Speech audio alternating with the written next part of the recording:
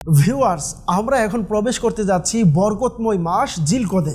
এই মাসটা কি সাধারণভাবে পালন করে নেবেন, নাকি এমন কিছু আমল করবেন যা আপনার আমল নামায় হাজার হাজার নেকি যুক্ত করতে পারে? আজকে আমি আপনাদের সাথে শেয়ার করব জিলকদ মাসের কিছু বিশেষ নফল আমল, যেগুলো আমাদের বুজুর্গানে দিন রহিমাহুমুল্লাহুস সালাম বর্ণনা করেছেন। ভিউয়ার্স, ইসলামের ফরজ ও ওয়াজিব ইবাদত আদায় করা যেমন জরুরি, তেমনি নফল ইবাদতের প্রতিও দিন ইসলাম আমাদের যথারীতি উৎসাহ জুগিয়েছে।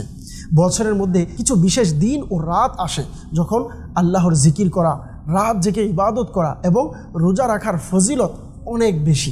জিলকাদাতুল হারাম মাস ঠিক তেমনি একটি বরকতময় মাস। তাই এই মূল্যবান সময়টা অযথা কাজে বা গুনাহে নষ্ট করবেন না, বরং যতটা পারেন নেক আমলের মধ্যে নিজেকে ব্যস্ত রাখুন।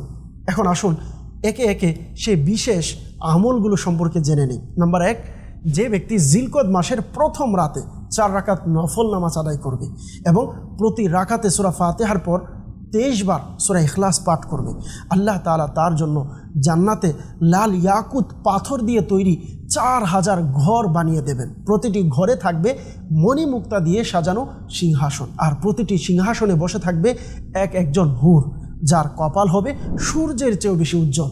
সুবহানাল্লাহ!